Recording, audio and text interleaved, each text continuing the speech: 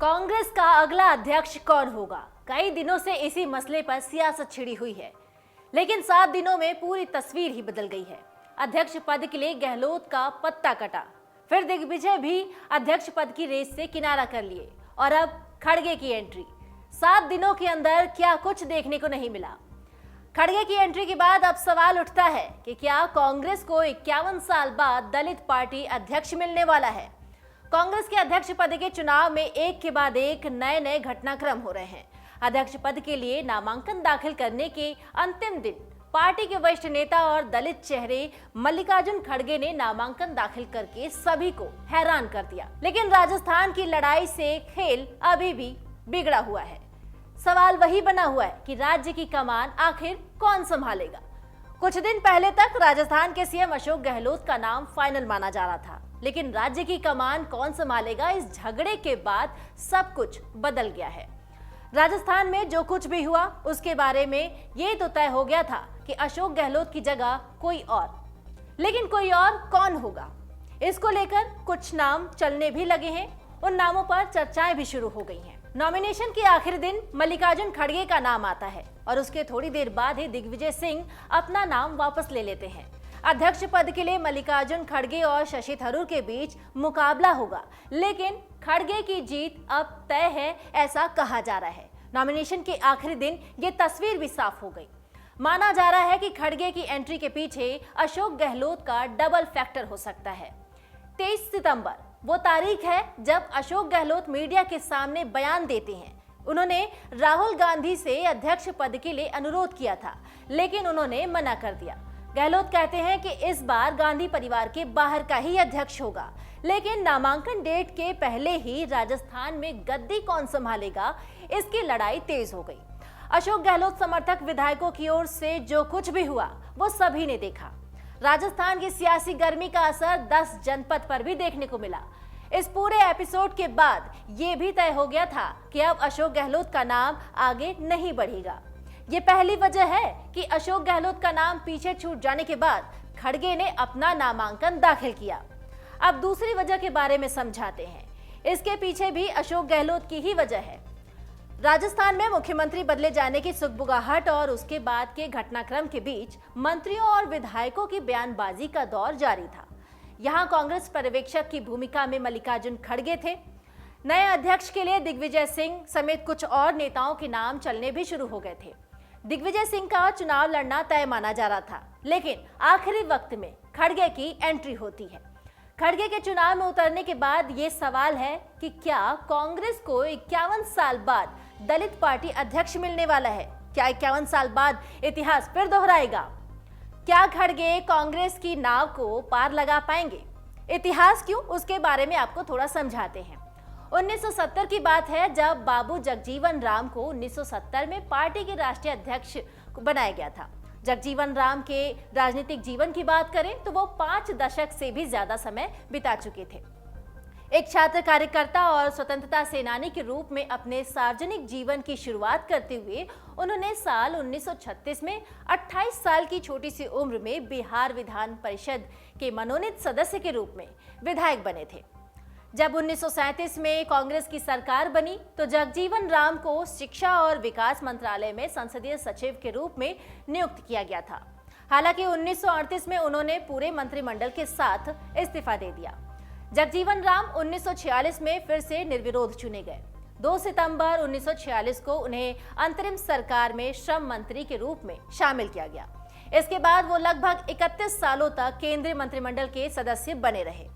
1937 से ही उन्होंने भारतीय राष्ट्रीय कांग्रेस में एक प्रमुख भूमिका निभाई। वो 1940 से 1977 तक अखिल भारतीय कांग्रेस कमेटी के सदस्य थे। 1948 से 1977 तक कांग्रेस कार्य समिति में थे। फिर 1950 से 1977 तक केंद्रीय संसदीय बोर्ड में भी थे। आजादी के बाद 1970 में वो कांग्रेस के पहले दलित अध्यक्ष निर्वाचित हुए थे। अब खड़गे के नाम को लेकर नेताओं के बयान भी आने शुरू हो गए हैं। एक के बाद एक पार्टी के लगभग सभी बड़े नेताओं ने उनका समर्थन किया है। वहीं दूसरी ओर शशि थरूर के नॉमिनेशन के दौरान कोई बड़ा नेता उनके पीछे खड़ा नहीं नजर आया। यहाँ तक कि जिन नेताओं की गिनती पार्टी के भीतर G23 में होती है उसमें मनीष तिवारी और आनंद शर्मा ने कांग्रेस अध्यक्ष पद के चुनाव में मल्लिकार्जुन खड़गे की उम्मीदवारी का समर्थन किया है। माना जा रहा है कि खड़गे की जीत तय है और ये भी साफ हो गया है कि 80 साल के खड़गे ही गांधी परिवार की पसंद है। मल्लिकार्जुन खड़गे भी वरिष्ठ कांग्रेस नेता रहे हैं। उनका राजनीतिक जीवन भी 50 साल से भी ज्यादा है। खड़गे ने राजनीतिक जीवन की शुरुआत कर्नाटक के गुलबर्ग से की थी। कहा यह जाता है कि उन्होंने अपनी राजनीतिक पार्टी के लिए पोस्टर लगाने से की थी।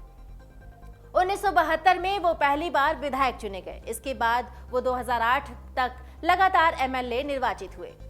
2009 में पार्टी ने उन्हें गुलबर्गा लोकसभा सीट से चुनाव में उतारा। खड़गे को जीत भी मिली और वो लोकसभा पहुंचे। 2014 के दौरान मोदी लहर में भी खड़गे ने अपनी सीट बरकरार रखी। खड़गे 9 बार विधायक रह चुके हैं। खड़गे के परिवार में पत्नी राधाबाई, 3 बेटियां और 2 बेटे हैं। उनका एक बेटा कर्नाटक के बेंगलुरु में हॉस्पिटल चलाता है, वहीं दूसरा बेटा राजनीति में अभी भी सक्रिय है। खड़गे की बात करें तो 50 साल की राजनीति के अनुभव में 5 बार सीएम बनते बनते वो चूक चुके हैं। स्वभाव से शांत खड़गे कभी भी किसी राजनीतिक संकट या विवादों में नहीं रहे हैं, लेकिन फिर भी गांधी परिवार के कट्टर वफादार रहे मल्लिकार्जुन खड़गे 5 बार सीएम बनते बनते चूक गए हैं। पहली बार 1994 में उनके हाथ से पद फिसला, जब खड़गे 1990 में एस बंगारप्पा कैबिनेट और 1992 से 94 तक एम वीरप्पा मोइली के कैबिनेट सदस्य थे। 1994 में विधानसभा में विपक्ष के नेता बनने के बाद उनकी भूमिका ही बदल गई।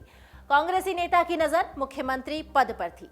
ये पद उनका होते होते ही रह गया और तब जनता दल का सीएम बनाए। 1999 और 2004 में भी खड़गे के हाथ से सीएम पद का मौका निकल गया। 1999 में वो फिर से मुख्यमंत्री पद के दावेदारों में से एक थे, लेकिन एसएम कृष्णा ने उन्हें पछाड़ दिया। एसएम कृष्णा सीएम बने और खड़गे गृह मंत्री रहे। 2004 में भी यही हुआ, लेकिन तब भी खड़गे शीर्ष पद से चूक गए क्योंकि उनके करीबी दोस्त एन धर्म सिंह ने कांग्रेस जेडीएस गठबंधन का नेतृत्व किया और उन्होंने उनके अधीन काम किया। 2013 की बात करते हैं। 2013 में मुख्यमंत्री बनने का एक और मौका भी उनके पास आया था और उन्होंने इस मौके को भी गंवा दिया, जब पार्टी ने कर्नाटक और दक्षिण में पहली बार भाजपा की सरकार गिराते हुए क्लीन स्वीप दिया। वो सिद्धारमैया के सामने झुक गए। 2019 में एचडी कुमारस्वामी और उनके बीच खींचतान सामने आई। कुमारस्वामी ने इस्तीफा दिया तो खड़गे के सीएम बनने की खबरें भी आईं, लेकिन इस बार वो फिर सीएम बनने से चूक गए और बीजेपी ने सरकार बनाते हुए बीएस येदियुरप्पा को सीएम बना दिया।